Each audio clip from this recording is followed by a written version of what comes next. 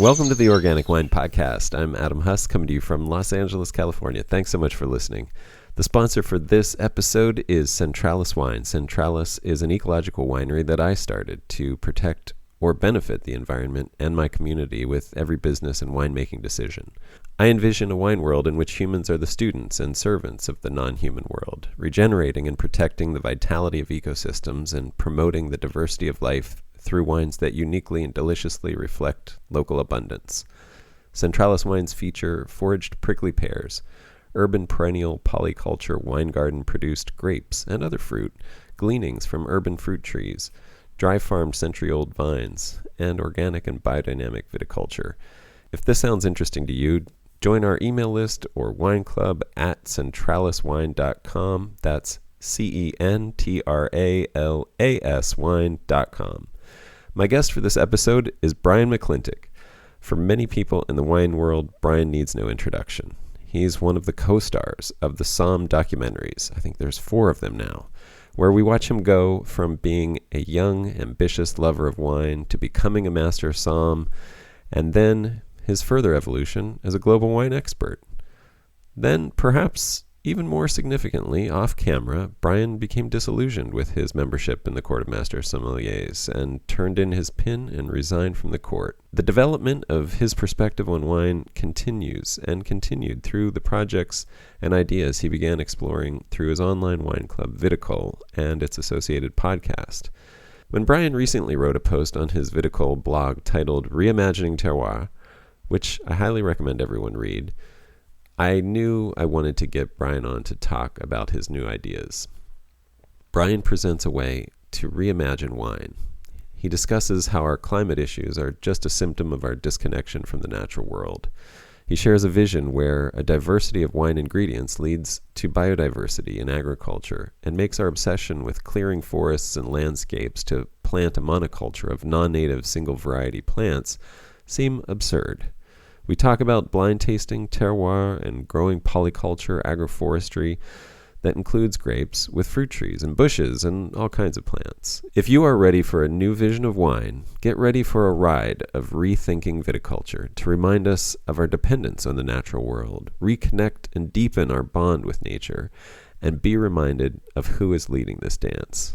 It's not us. Enjoy. Brian, thanks so much for doing this. Really great to talk to you. I'm really looking forward to this conversation. Thanks, buddy. Glad to be here. So we were just talking about, I was about to tell you this vision for wine. I thought I'd hit record. So what I was about to say was I sort of have this vision for wine of, which I think you share and have expressed in your recent blog post about looking around you and just seeing what is thriving and what's doing well without humans already, what doesn't need to be sprayed, which doesn't need to be watered, that is thriving in the local ecosystem, and then trying to make the most of that and even benefit it more, add abundance to it by giving it your attention and care and finding a way to bring attention and resources to it by converting it to wine and introducing it to other people. And I was just going to mention, like, this is how I'm looking at wine too. And we're sort of doing things like looking at the orange trees in our neighborhood and how to make that into a tasty beverage. It's like, is that wine still? Like, is wine just grapes? Are we, what is wine now? And I know you are talking a lot about that, which is like using this diversity of ingredients, which leads to biodiversity and polyculture in agriculture. And I'm just wondering if you wanted to talk about that as well. Oh, giant can of worms, my friend. Yeah. Yeah. No, I should qualify this that I'm not unaware that I don't do this. I collaborate with people who do, and I participate very minimally. So I have very strong opinions, and those opinions tend to threaten the establishment. And for someone who doesn't get dirt under their fingernails personally, that can very clearly rub a lot of people the wrong way. But it doesn't mean that I'm not going to express them regardless if I feel they're right. But it's not even about right, honestly. It's about just, we all have our own myths about the world. and things that we connect with. And, Mm. Is it when about it, asking good questions too? I mean, asking questions that we need to be thinking about. hmm absolutely. Yeah. I mean, I launched Vitical in 2016, and, I wanted to do, uh, I didn't know what I wanted to do, but I knew I wanted it to be involving organic producers. Natural wine I was just starting to get into.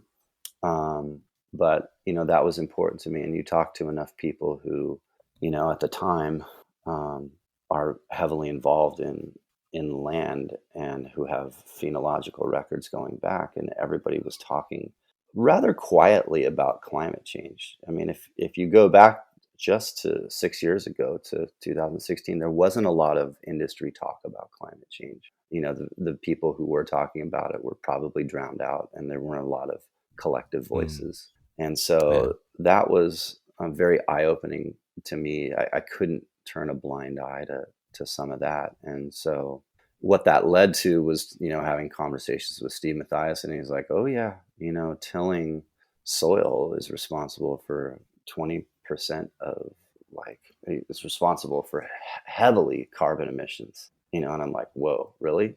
I'm like, everybody does that. And so I spoke to this basically, he was a Nobel Prize winning climate scientist, Ratan Lal. I gave him just a call out of the blue because his work was specifically on soil.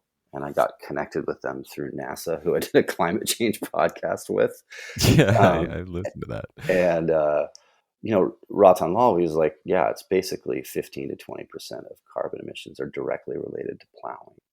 Like, Yeah. you can say 10% of that is plowing itself, and the other 5 to 10% is wind and erosion from exposed soil. And I'm like, that's a huge number, and so And our industry, and obviously viticulture, is 1% of that. But by the same right. token, um, as ag goes, wine has the largest megaphone by far. I mean, Yeah. I not to denigrate a corn farmer, but they typically don't have a loud voice in terms of raising awareness, and Right. wine somehow does when it comes to ideas of farming, etc.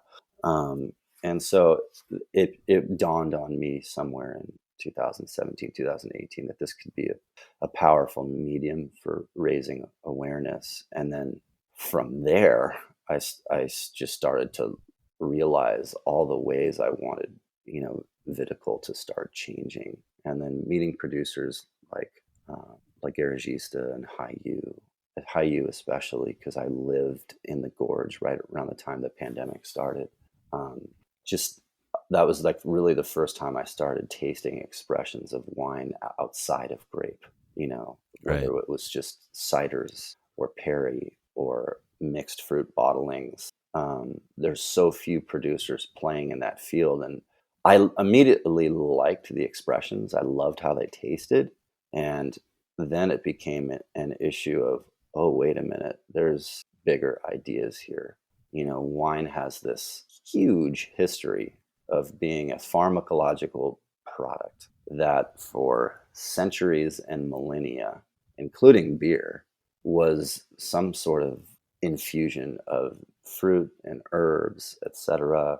And it's only very recently that it's kind of coalesced into this very specific thing that worships single grape, Like a single grapes that we monolithic know like single names and have fruit type thing. celebrity cachet that, we can Right. name drop like an LA producer, right?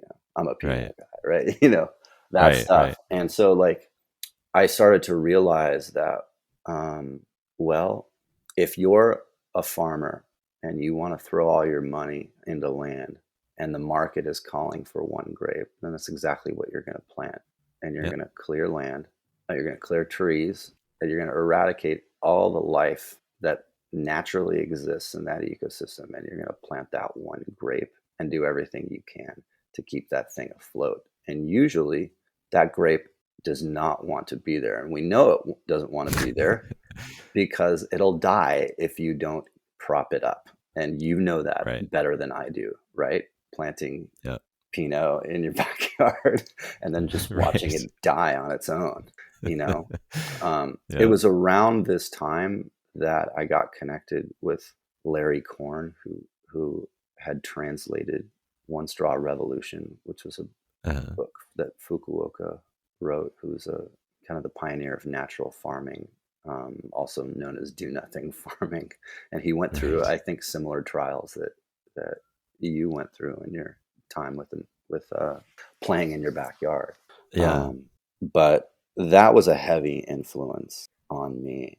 And, reading his follow-up books, Sowing Seeds in the Desert, where one of his disciples, Fukuoka's disciples, decided to do natural farming with rice in California, and he broke the Yeah. first rule that he didn't consult the land and ask the land what it actually wants there.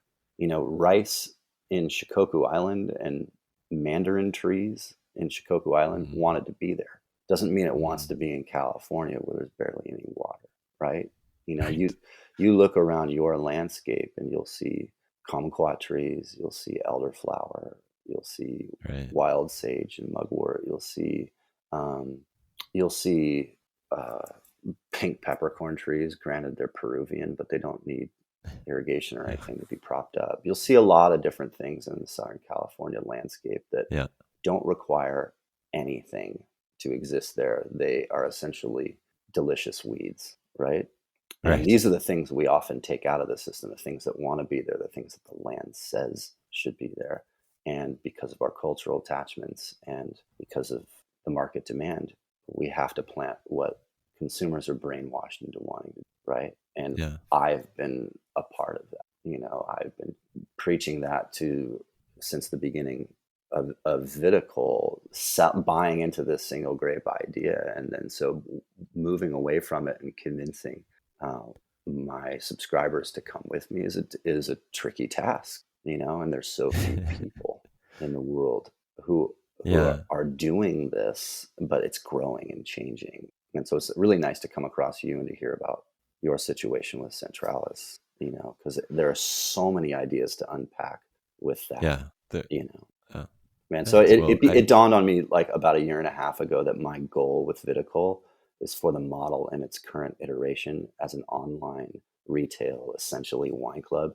The goal is for that model to become obsolete. There is some value in being able to test out ideas in different global wine regions to uh hopefully fan the flame of ideas of viticulture that are far less extractive and ideas of community ideas in those regions. Now, hopefully, that stuff catches on, but eventually there'll come a time, and it's rapidly approaching, where viticole needs to completely change because I'm assuming you don't mean because everybody hates you and nobody wants to be part of it that's anymore, but exactly what I'm because of saying. No, I'm saying it because if what is the someone, vision that would replace Viticol? Like, what would be the best case well, scenario? if someone came up to me and said, "I'm I love wine, but I want to do the most environmentally conscious thing," you know, uh, I would say that within the space of retail, the absolute best thing you can do is make your own wine, and that's the number one thing. And we're not all as privileged to do that, right? But some people are. Right. Um, the second best thing you can do is find a local winery that's farming at a really high standard and making wine at a really high standard. Travel there in person and buy wine directly from the door. Yeah. That isn't always happen either. The third best thing, well, things are changing and people like you can change that, right? And so the third best thing you can do is go to a local wine retailer and buy a local wine from that region that is farmed well and made responsibly. Fourth best thing you can do is go to a local wine retailer and buy any wine that's farmed or made responsibly. The last thing you should do is buy wine from an online wine retailer because that online retailer serves an online community to the detriment of a tangible community. And the idea Mm, of shipping wine from all over the world, consolidating it in a warehouse, and then shipping it all over the country is mm, something that should not exist. got it. Despite the fact that everybody tells me that you can't fight globalization, that's it. I don't believe in it. And Yeah.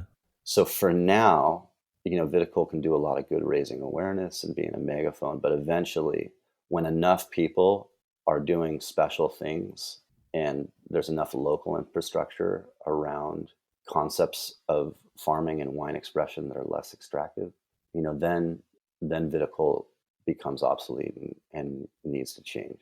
Yeah. Does that make any sense? That makes, yeah, absolutely. That does. Um, Now, you brought up a couple things in this idea that, this was a project that you started not too long ago and you were very enthusiastic about, and it went through a revolution, multiple revolutions, it sounds like, Hmm. in because of your developing ideas and thoughts and questions around wine, to the point that now it has caused its own dissolution. That revolution is now of itself and the end of itself. And I mean, this is a big question that I always wrestle with, and I hope everybody does. I mean, I just bring it up because your journey in so many ways has this element of process, and a guy from the Los Angeles area who I think fell in love with wine in the glass, and then that lured you out into the vineyard ultimately, and now ultimately you are in a cabin in the woods kind of thing. Like, Hmm. I don't know exactly where you are, but I think you spend a good bit of time in cabins in woods. And just I would love to hear what that journey has been like, what it's done to you, but also what does that tell us about how we can reach people where they are, right now. Like, I want to think about, like, I don't know. There you go. I'll stop right there and let you respond. Yeah, I mean, I'm a firm believer that, and I kind of mentioned carbon emissions before. I'm kind of a firm believer that the problems facing the world environmentally, they're not the actual problem. It's not Mm, carbon emission or sea level rise or all these things. Those are symptoms of the problem. The real problem is our broken relationship with the natural world. That's the problem. yeah. So if you don't want to resolve that and you just want to focus on solution based ideas through technology, it's not going to work in my mind, Yeah. because great things that are authentic and true, they resonate from the inside out. You Yeah. can't live in an ivory tower and solve problems of how you relate to the wilderness. Right. That doesn't work. And Yeah. if I you say look at it's actually if you look at uh, some of the highest people in environmental circles, they're flying on planes, jet setting to galas, and we're all, look, yeah. everybody's tied to the hypocrisy. Even the most granola motherfucker on earth is Right. tied to that hypocrisy, because we're in the matrix. But Yeah. there needs to be a recognition that, your relationship with nature is paramount, and your worldview on top of that. The question of why is the relationship broken? Why is our relationship with the natural world broken is a powerful question to ask. And if there are answers to that question, that to me is the key to, in quotes, the environmental crisis, right? Because it's really, Yeah. the planet's It's fine, really a the cultural planet will crisis. spit Yeah. us out, and it's really our ass that we're trying to save, right? And Right. so, we need to start by looking within, you know. Um, and so, what an LA boy moving to the woods has done is just started a surface scratching of what that relationship can be. And if we Hmm. take it into a farming context, if you're spraying Roundup, or you're spraying, copper and sulfur, and you have irrigation lines, and you're trellising, and you're pruning, and you're hedging, and you're doing all of these things that are totally normal and conventional within farming. It's not just that these things are extractive. It's the fact that you're reinforcing a behavior that you're dominant over the natural world, and you're reinforcing a behavior pattern that you don't need the wilderness needs you. You know what I mean? Yeah, no, I talk a lot about. I just did a post where I said, my viticulture improved when I stopped seeing myself as director of vineyard operations and started seeing Right, myself as right. the illiterate student in the Yeah, in this classroom of the earth. right. And yeah, it's just that positioning, and I made that's like a pithy way to put it, but it really has been this evolution in my thinking of where I just really go to the vines now to listen rather than to, check off, like, I have this task I need to perform.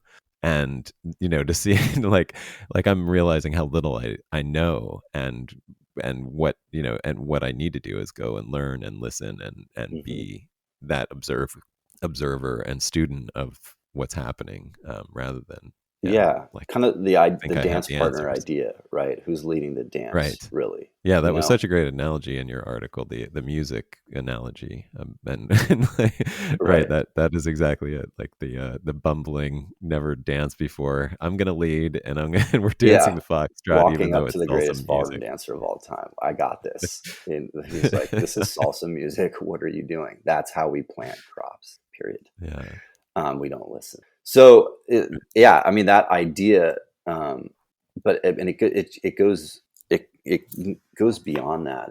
It's just like why does that happen? Where does that come from?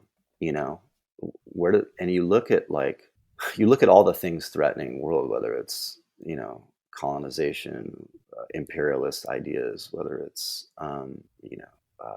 ugly forms of capitalism, ugly forms of communism, right? Like mm, all the bad isms that humanity has foisted upon the world and that we face today, and that even you know, distract us from mending that relationship with the natural world, right? Because we're so caught up in our own shit. yeah, All that comes from the same place. It comes from a worldview that says we're better. We're better than plants yeah, and animals. And of course, if we say right, that, if we put humans on that pedestal, of course, we're going to treat humans the same way, right? yeah, We're going to yeah. treat It's a slippery ourselves as slope. some are better than others, right? And so you look Yeah, at Native American culture that in certain places survived ice ages, thrived, yeah, um, believing in an animist worldview, a worldview right, that was interdependent and interconnected, that we are part of an organism, and that a rock and a tree and the moon and a human being are all on a level playing field of importance. yeah. We're kin. We're not. Then that We're not. worldview alone is going to help you integrate with Yeah, the food chain, let's say, a lot better. You're going to fold into the fabric. You're going to weave yourself into the fabric. You're not going to probably colonize nations with that worldview, right? Right. right.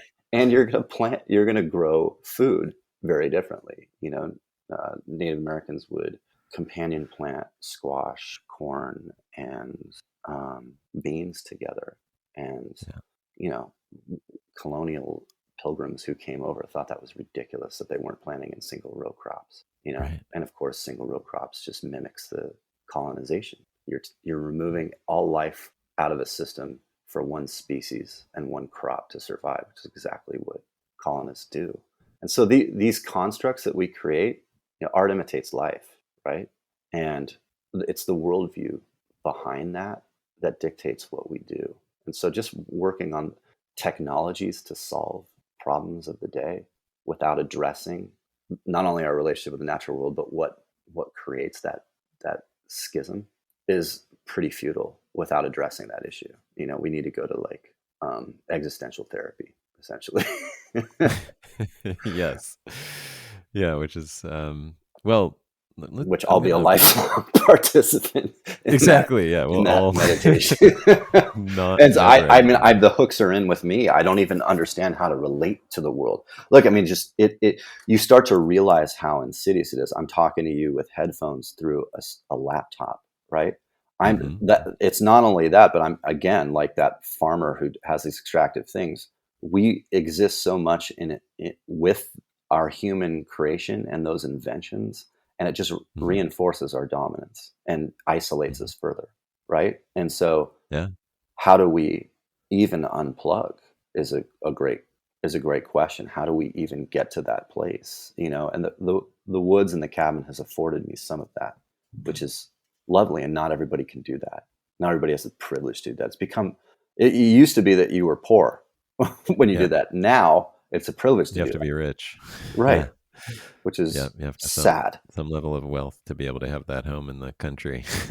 Yeah, I mean, I Yeah. look. My rent is $800 a month. It's not bad by LA terms, right? But Right. Not at all. um, like finding work and like, not Yeah. everybody No, has the luxury that and so right. that has been created by the business and the people who've supported me. And, that is a privilege for sure.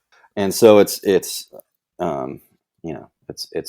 one white male theorizing about things from his perspective. But, I do think that an untangling and a connection to the natural world is a timeless concept that is as innate and true for, and should be true for everybody as anything. We need to relearn how to interact with things beyond the human creation, and whether it's a sidewalk or whether it's a skyscraper or whether it's an iPhone. I mean, if you look at it this way, the products that we make, they don't resemble anything that came from the ground, and almost everything comes from the wilderness. Everything. Mm. But you look at like an Apple MacBook, and you're like, how did that come out of the ground? Like, what the fuck is that? You know what I mean? I don't even know how zeros and ones. I don't even know how it works. I couldn't tell you. Someone asked me Yeah. to explain to a 5-year-old how a computer works. I couldn't explain to an adult, but it does. And the minions of Steve Jobs are reliant on things that come out of the ground to produce that. So whether we're dependent on the wilderness for food, clothing, or shelter, or for an Apple MacBook, that reliance on nature is there, but we don't see it. And if you walked into a forest and you came across a wagon wheel just laying there, you'd recognize that as a human creation. I mean, there's not a lot of rootless trees shaped in a perfect circle with spokes, but at least you could look at that human creation and go, okay, that's wood. And it could have been, let's say, carved out of that redwood it's leaning against. And so there's some complementary component to the forest and that wagon wheel laying in it. But you come across an iPhone in a forest and you're like, I don't even recognize that. And the degree to which we don't recognize the products that we create from our human expression is the degree to which how far we've come away from the wilderness. Yeah. And so all these symbolic things exist, and we're attached to them heavily, and they reinforce our isolation. So how do we get that back? And so when I talk about an online business ultimately being insidious and needing to eventually become obsolete, there it is. Yeah. There's a lot of people right now trying to solve the world's problems on Zoom. Ironic. They're having Zoom meetings. They're trying to solve natural issues by steeping themselves in an artificial reality. And I'm just as guilty. It's wild. It's wild. Yeah. Yeah. No. And, well, I mean, I want to just reframe this a little bit. Like, I mean, obviously we're out of dystopian hell for a second. Awesome. Thank you. Lifeline. Yeah, no. I mean, well, I mean, and I could, I could play devil's advocate a little bit and say, oh, great. I love that. Yeah. I mean, so let me just take 2 points. So wine, for example, like like being in the wine industry and trying to sell these kind of stranger wines that are unique and special and tell a story of this place where I'm from. I noticed that what sells well year in, year out is California Cabernet.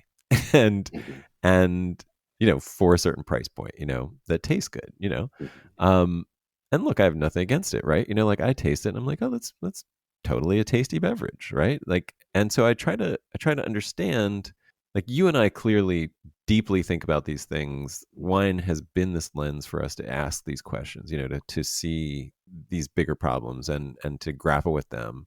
But for most people, this is just a comfort. It's like you come home and you want to kick your shoes off and turn the brain off. Right. And that's what wine serves for them. Is there a space for that? I mean, is that just a matter of time where and can, time and exposure to newness, and suddenly that newness becomes that comforting thing? Do you think it's that?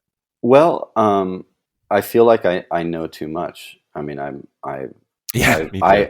it's not that I can't relate to, alcohol being a numbing agent or just like taking the edge off, or, a social thing that feels good. And like, it's it's like we're loosening up and having a good time and stuff.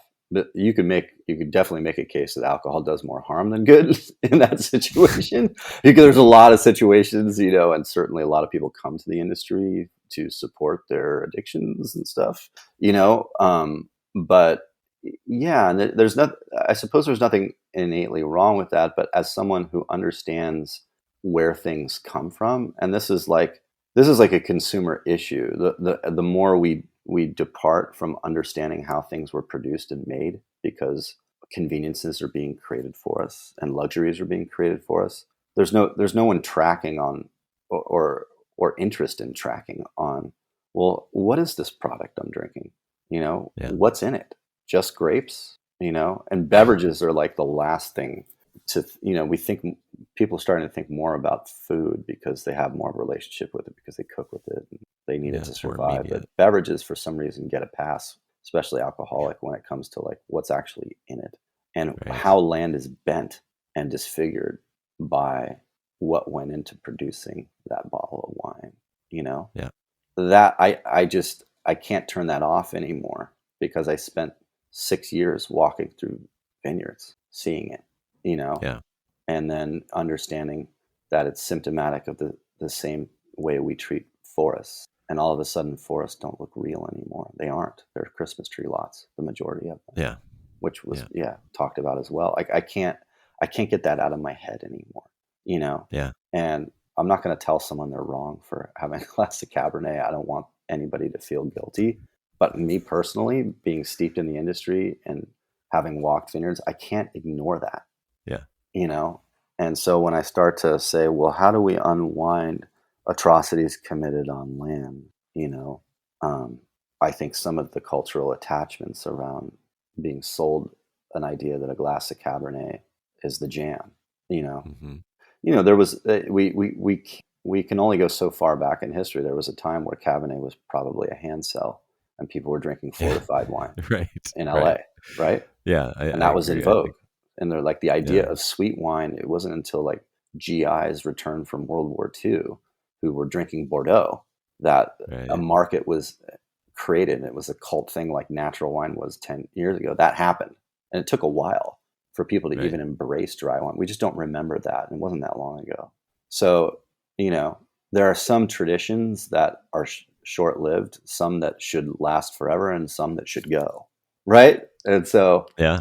I don't know. I mean, I feel like you and I are the type of people who can rewrite or the canvas and, take Hmm. the Winona Forever tattoo and turn it into Wino Forever, or you know what I mean? Like, like we're okay with shedding skin and, you know, having one's opinions be a living, breathing document that can be shaped and molded. I think it's a good way to be.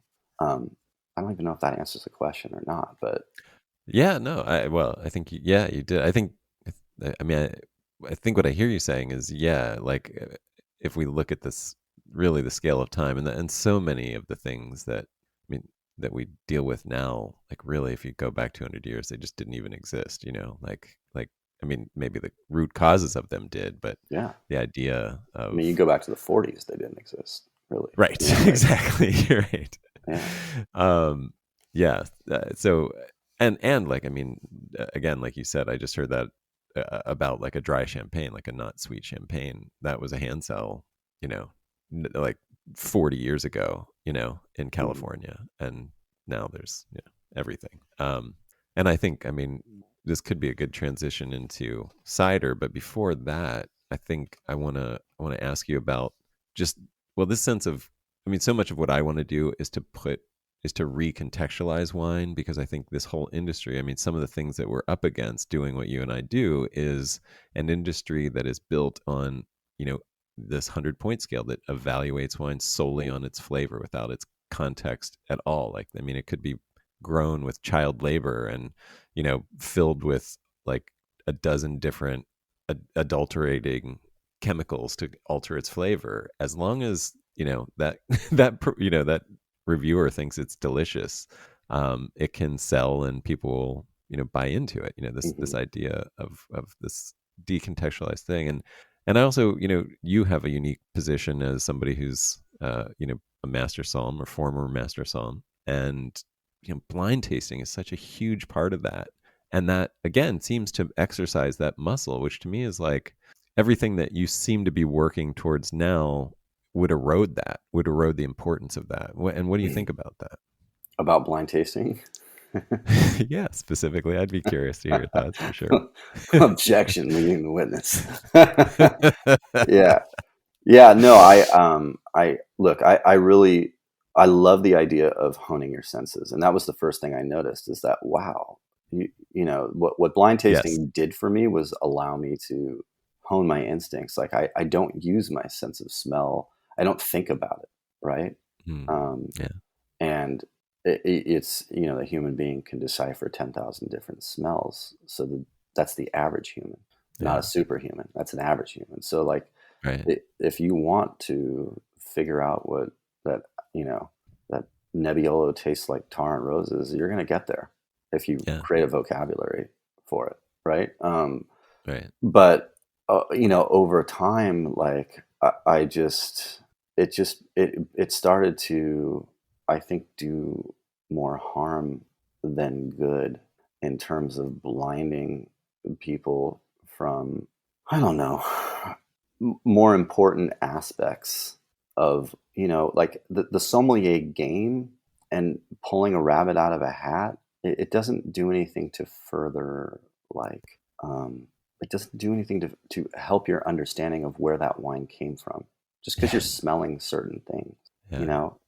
and it leads into this idea of terroir that's been rammed down the throats of the consumer, that wine should be expressed typically through a single grape from a specific place. And we've Mm. played a little game called, you know, my village in this wine region can make Chardonnay that tastes different from this village, whether it's Chablis or Merceau or Polini. And the same thing with Pinot and Gevrey Chambertin and, Sonoma Coast Pinot versus Russian River versus Santa Barbara County, Central Coast. Like, this is like, these are the conversations that often come out of blind tasting. And Yeah. we'll, of course, bemoan when we get a wine wrong because it doesn't taste exactly like something that's typical of that place. And what is typical of that place? Well, there's nothing typical about planting a European grape varietal, grafting it onto American rootstock on the West Coast. At least in Yeah. Burgundy, the grapes were I born love. there and came from Yeah. seed. There's Right. nothing typical about that.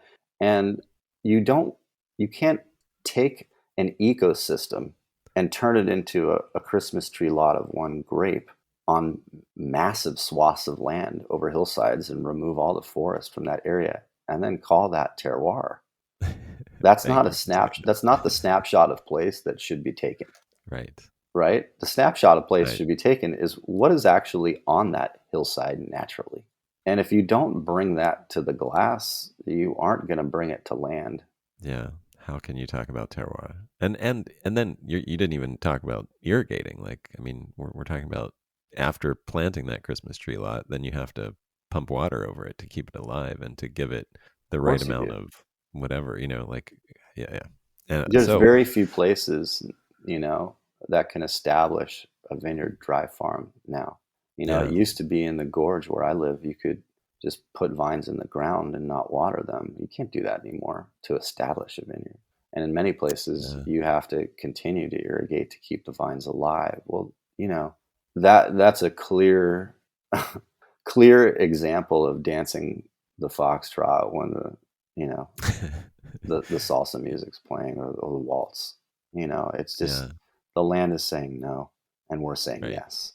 right. Um, and so we're, Well, that, like if we're going to be in collaboration with the natural world, like we have to let go of a lot of the voices that said Cabernet is the shit, and you need to be drinking that right, because at one point it wasn't in vogue, and then someone said it, and then it became in vogue, right, and then things change. And yep, this is a time where, as we see where how things are farmed, we're trying to change that in the food system. It's certainly apropos to change that in viticulture, and ag will probably get a big megaphone because of it.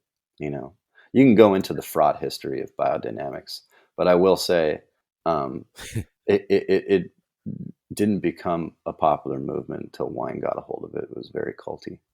uh, And so, for better or worse, right, um, you know, wine has the capacity to blow up farming systems and ideas beyond.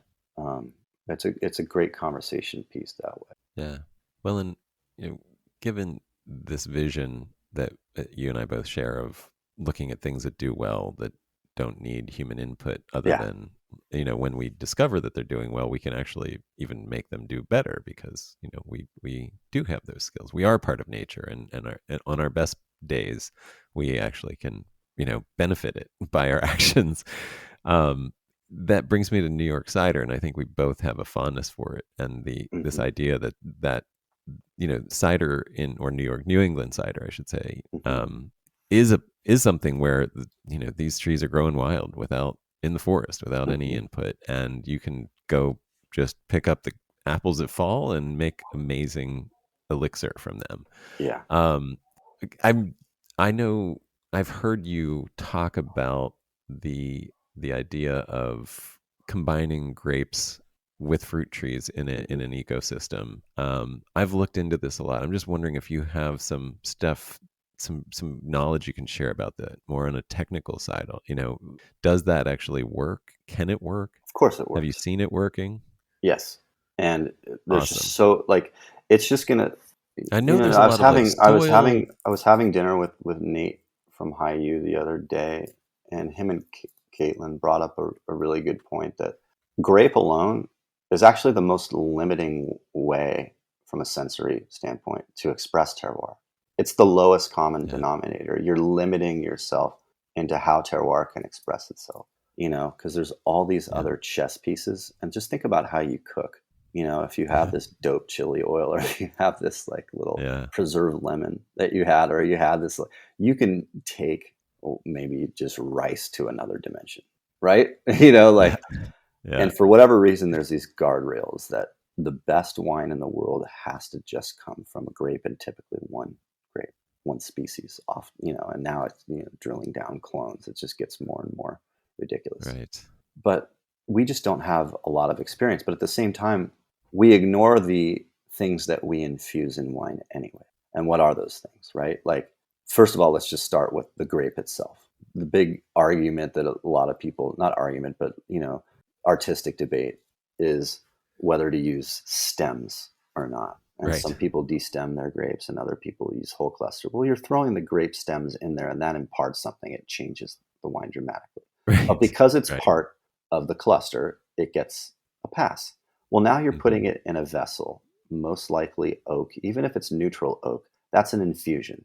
That Mm. wood is imparting texture and leaching flavor into that wine.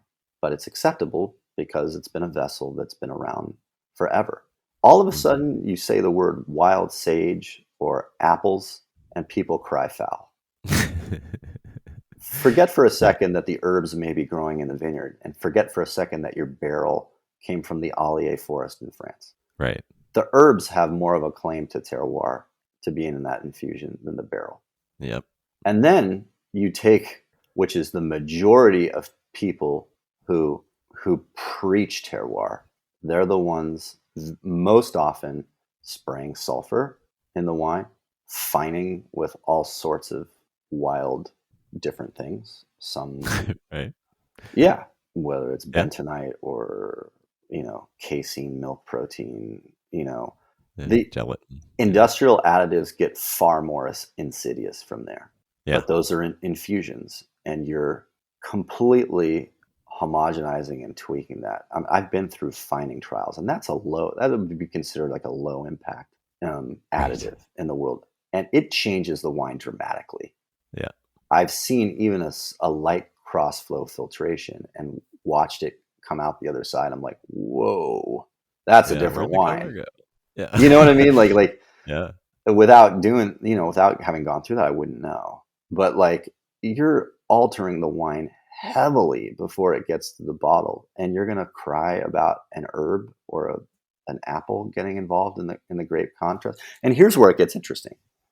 If it was a hot vintage and you want to bring balance to your wine, well, a lot of people, they water back or they run through Right. some mechanical device that spins alcohol out of the wine, right? Right. Which is Right. highly extractive. Well, what Yep. about a tart berry that grows in your area that lowers alcohol and simultaneously adds acidity? Why wouldn't Yeah. that be infused into it? Yeah. Why couldn't you play in that world? And you don't have to like create the like. Not every expression of multi-fruit has to be this pet nat, sparkling, fun wine that isn't serious. Right. Some of the stuff can be actually very intentional and thoughtful and amazing. And that's, Yeah. we're just at the precipice of seeing that. And we don't have a reference point. We not only don't have a reference point for how these things will age and what they'll come into, and I guarantee they'll blossom into things that transcend what we've done with just grape. But we Yeah. don't have a reference point for when a wine's not ready with a multi-fruit wine. We do with wine that's hit with sulfur, like, oh, it's just tight, right? Or it's just, Right. it's young. But you don't have that reference point with a multi-fruit wine. So you just think, I don't like this. You know what I mean? Right. Right away. Right. No, Yeah. that's not actually it. It's just not, Right. it's just young and tight, but you don't, from a flavor standpoint, you don't understand, you don't have a reference point for that. So why would you, why, why would you, so it's one of those things where it's just going to take time to prove that. Yeah. And These are there, really strong arguments. I mean, anybody listening, yeah. And it's then the more people yeah. play in the sandbox who really know how to make wine, the more they want to play in that sandbox, like then just it'll get to a very, very high level from an art form. But Yeah. that's the cultural stuff. That's the cultural side of it. Yeah. And There's I this mean, whole other side that what does land look like now? You can walk up now, you can be an aspiring winemaker. If the market demand is in multi-fruit or infusions, you can walk up to a land. I'm like, I'm not clearing this forest. I'm not clearing this grove of savannas with wild berry bushes growing around it. I'm going to leave the land just as it is and see what I can seed in, see what the land wants, what you're doing. You're taking your grape pomace, you're spreading it in your backyard, and seedlings are popping up. And if yeah. they take, those seedlings are going to be very happy. And so when we take this cider conversation back to New York, that genesis of people like Andy Brennan from Aaron Burr, Mm-hmm. and even in Vermont, the Garagista Fable Farm, those things are happening Yeah. specifically because the climate is so extreme that, number one, how do you get anything to live that wants to live in that extreme environment? And then you have all these leftovers from homesteading of these trees Mm. that Yeah. of abandoned homesteading orchards from, like, if you ever watched like Little Women, you know what I mean? Like you Right. see Right. what that looked like in that time. And then obviously everybody at some point infilled into a city and population boom happened and grain supplanted cider for, Right. for market demand. And then big ag started to take over. And so these little homesteads were left for dead, but animals started eating fruit that was on the ground, defecating all over forests, and all these apple trees popped up everywhere against all odds. And they've been around for 200 years, some of them, and so this Yeah. is beautiful conversations and getting back to reinforcing one's relationship with the natural world. Andy Brennan going out and foraging for apples reinforces a behavior pattern that he's dependent on Yeah. nature, on the wilderness. It reinforces, and there's a bond that starts to form that reinforces the idea that nature's leading this dance, and Yeah. I'm moving to its tango. Whereas if you're in a cultivation scenario, running irrigation lines and trellis wire and all these things, it's reinforcing the idea that I'm dominant over nature. And we see that in all forms. It doesn't need to be wine. It can be a lawn, a lawn. Mowing your lawn, a weed pops up. That's not a weed. A dandelion's not a weed. That's the ground trying to heal itself from what you're doing to it. And why is it ugly? Yeah. Why is, like, if you let your lawn go feral and your neighbors will be like, what the fuck? Get your shit in order, man. But it's beautiful. Those are the Yeah. same people that like walk into a forest and they're like, wow, but you can't go into a forest and say, oh, I see what Bob did there with the ferns and the redwoods growing. Yeah. You can't look at a forest and go, that was, you know, some sort of Right. monoculture idea. Like it's a mishmash of life and it's beautiful. So Yes. why do we have to make everything Versailles and trim the hedges and have these Well, geometric if controls on everything? It just reinforces our dominance over the natural world. because if we don't control it, we might die, Brian. I'm slowly dying. No, I just like it is what it is. Yeah, I mean it's so boxy and annoying, but I get it. No, that's great. No, it's no. I heard some cool statistic recently that like if everybody with a lawn just gave 10% of it back to become, just did nothing with 10% of it, like that you could actually start sequestering. First of all, you'd reduce all of the inputs by 10% that you're spending on your lawn, and then you would actually allow these things to grow, and then ecological succession would happen. You'd have bigger and bigger plants eventually taking over, and could eventually turn into like a Yeah. little food forest, depending on where you are, and you'd start, that alone could make this massive dent Yeah. in the carbon in the atmosphere by Yeah. people just stopping 10% of their lawn mowing. 100%. Um, Like people like Olivier Damour, like are talking about creating ecological corridors and vineyards. And my friend Mary Reynolds, who wrote a book called Garden Awakening, and she has this part of a nonprofit called We Are the Ark. Who, it's a very simple concept. It's just allowing parts of mm, your backyard and things to go feral. These are brilliant ideas, and it's just so yeah, simple and easy, yeah. right? And very Fukuoka. And like, yeah, I mean, strangely, the book Homo Deus. You ever read that book? It's the follow up to Yes, well, Sapiens. parts of it, Gives yeah, the gives novel an horror. entire. It was one of the best chapters on lawn culture. Oddly enough, is in that book, and it talks about the That's history of it and where it came from. funny. And it's very, very, very, very tied to the monarchy and things like that. And just there were Mm. stats that, like, I think, and I'm butchering it, but it's like when it talks about land that's dedicated to a certain thing, it goes corn, soy, lawn in that order. That's You funny. know, Then rice is like a near fourth, probably. I think it would be awesome if we let golf courses go feral, and then we'll see how good golfers are. Yeah, It's a that'll great be a real idea. test of skill. Uh, now par 10. Yeah, right. Par, I don't know. I don't know where the hole is. I, yeah, just bounce it off uh, that elderberry bush and you win. You win. do you see agroforestry? Do you see the future of wine as more a form of agroforestry then? I mean, in certain climates where that's possible. I mean, Do I I don't know if see I'm putting agroforestry as what? As a sort of the a direction that wine should be heading more in that direction rather than like I have this whole thing I right. Yeah, go ahead, go on. go ahead. Go ahead. Go ahead. I was gonna say, you know, part of my dawning realization was that a vineyard doesn't end at the row of vines. If you have these rows of vines, that's how you define a vineyard.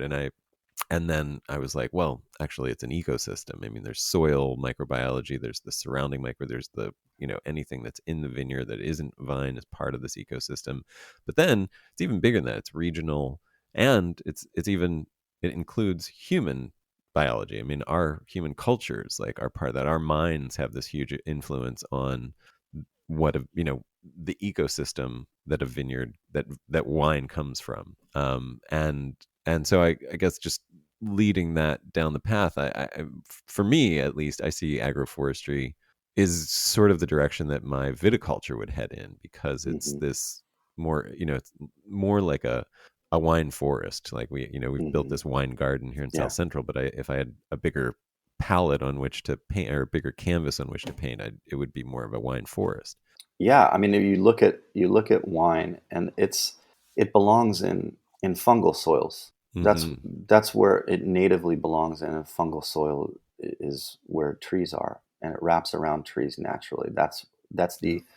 the ultimate um, place for a a wine grape. That's home, and we plant them in meadows that were once forests that are bacterial soils, and Yeah. so a lot of people end up like putting bark and wood chips in the vineyard to like reinforce, that fungal capacity within the soil. So it's ideas, to answer your question, ideas of agroforestry and permaculture and et cetera. These are all like roadmaps leading to the same place. I don't think they should be necessarily codified. That's kind of the beauty of like Fukuoka and even natural wine, is that it's really uncodifiable. It's more of an Mm. idea. It's a rebellion against progress in quotes. It's a recognition that we should be going backwards to go forward. What ideas did we lose along the way? Agroforestry is part of that.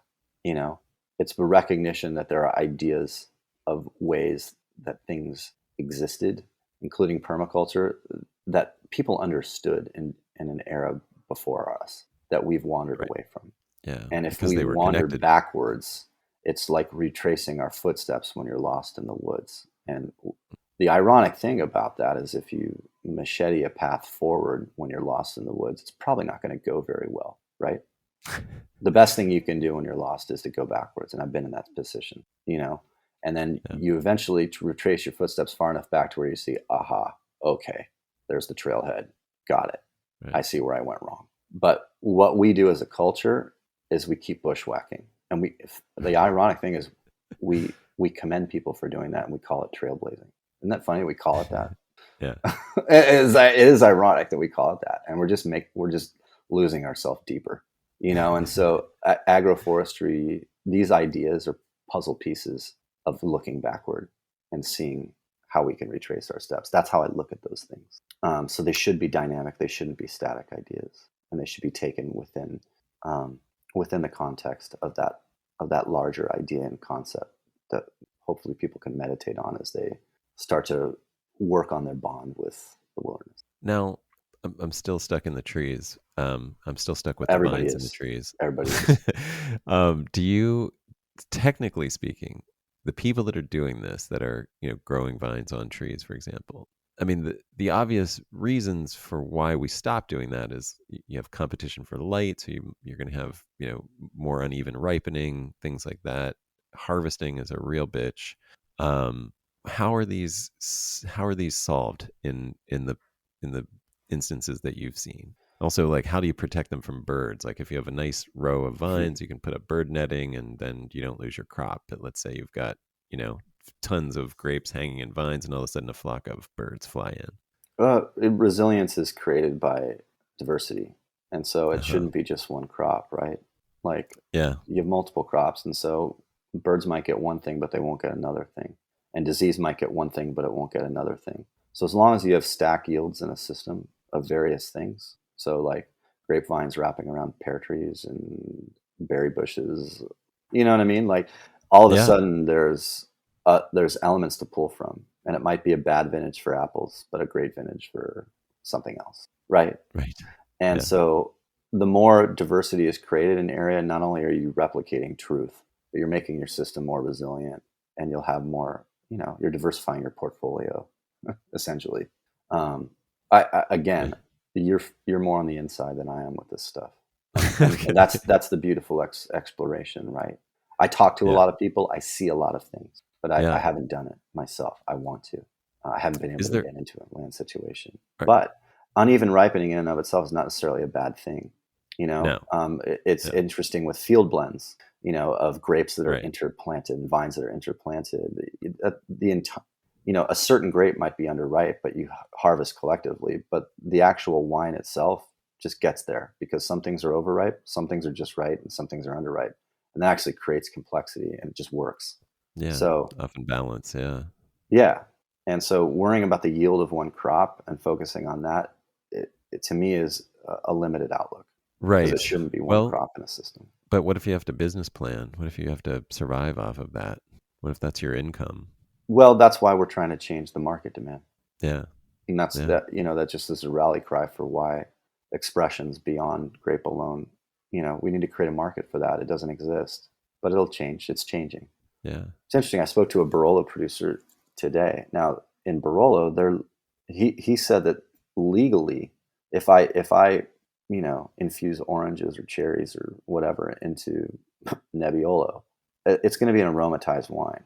Uh-huh. I can't even call it wine. I don't know if I can call it vino de tavola even. It might be an aromatized wine, and I might have to bottle that in a distillery. I can't even bottle it in my winery. So there's Wow. like regulatory issues beyond Right. Right. for Europe. Yeah. I mean, It just shows yeah. you how far of an uphill battle just being able to play is in some of these places, right? But then Yeah. he texted me today, and he's like, my uncle Beppe, so this is a Cola winery, and Beppe Cola is like a pioneer for Barolo and Barbaresco. He used to make wine that way with cherries and oranges. That's never really been talked about, but Pietro talked to his uncle Tino, who's Pepe's brother, and he's like, oh yeah, he used to do that all the time. Infuse that into Nebbiolo.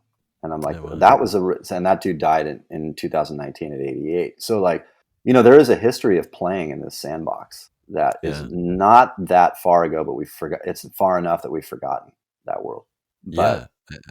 it's I mean, unwinding and it needs to it, unwind. yeah, it seems just obvious that before a global culture, you just made wine with whatever was available, Yeah. right? You didn't, and there Yeah, was no judgment about that because that's everybody everywhere you went was doing that. Like you were totally. fermenting anything that had sugar in it Yeah. and infusing it with whatever you thought would go well that was Yeah. also nearby at hand. I mean, you look Yeah. at like Minoans and Mycenaeans, beer was honey, grapes, and ergotized barley, psychedelic. That's a dope beer. I want to drink that beer. That sounds And then fun. like wine in Vesuvius, like like 79 AD or whenever that was. They're doing archaeochemistry of amphora and dental people's teeth and stuff, and they know what they were drinking wine wise. Like wine was everything under the kitchen sink. It was Right. grapes. It was any fruit. It was spices, coriander, opium, Right. cannabis, wolfbane, Right. like nightshade, like potentially poisonous stuff. Like if you don't know what you're doing, you're gonna kill somebody. Like there's some Right. gnarly things in there. So I mean, Yeah, but don't just but yeah, there were no guardrails on right. wine and beer Yeah. back then, and it was not only pharmacological and prescribed for wellness. And we still see the vestiges of this with like chartreuse and like vermouth and amaros. Right. This happens, but for Yeah. whatever reason, if you do it with a still wine, it's some Right. It's sacrilege not or wine something. anymore. Yeah. Like yeah. And so we just need to get over that because it's ridiculous. You know, Well, we've gone too far. Let's redraw the lines again and create a little bit more freedom with what we can do. You know, because yeah. at the expense of what we're doing to the earth, it's not worth it. Who do you want to sort of promote for the work that they're doing, Oh man, if anyone? there's so many people. Hayu I has mean, you been a don't have to. big Yeah. influence. Fable Farm in Vermont, Lagaragista, Andy Brennan, the Fruxterio boys in Sweden, um, Mingako is producer in Tata in Chile. Like it's just there's people all over the world playing, and even traditional producers, who are saying, "Okay, I'll try it," like Yeah. Cola and Arnaud Lambert, and like they're okay. I want to see what's here. You know, I mean, I Yeah. talked to Giacchino in the Savoie, and he's I'm like, well, and he's like, we could infuse mountain herbs in Mondouse, and I think it would be delicious, but those herbs are picked by the monks for chartreuse, so there might be protected. So it's like all these like, how do we find the workarounds and stuff, and they're getting excited, and that's really fun That's to great. see, and hopefully it catches on. Eventually, Vitical needs to become a local business in the same way that you've created architecture for that, right? Yeah. But for now, it is what it is. And once enough people are playing in that sandbox, then the business shifts. And that's an exciting thing. And those wheels are already in motion. I'm outgrowing personally what the business is capable of doing right now. But if Vitical ended up becoming a land project that served a community, that would be awesome. That's awesome. Yeah. Yeah, I mean, a world where people are bringing their bottle or filling their growler straight up out of the thing, no shipping. Yeah. You Yeah. know, I like that. there's maybe a community event with live music where people are gathering and, Yeah. connecting with the land, like, something beyond themselves. I mean, there's just like so many beautiful ideas that harken back to a time when we weren't so isolated. You Yeah. know, the pandemic is defining and redefining what that is. Yeah. Exactly. That's it. I mean, there's so much that we're not aware of right around us in our immediate surroundings. Yeah, yeah. Um, Well, I'm really excited for you. I feel like I see so many really fascinating, beautiful things that can spin off just what you've embarked on in your backyard. So, looking forward oh, to yeah, me too. seeing I, it I guess I firsthand. am too.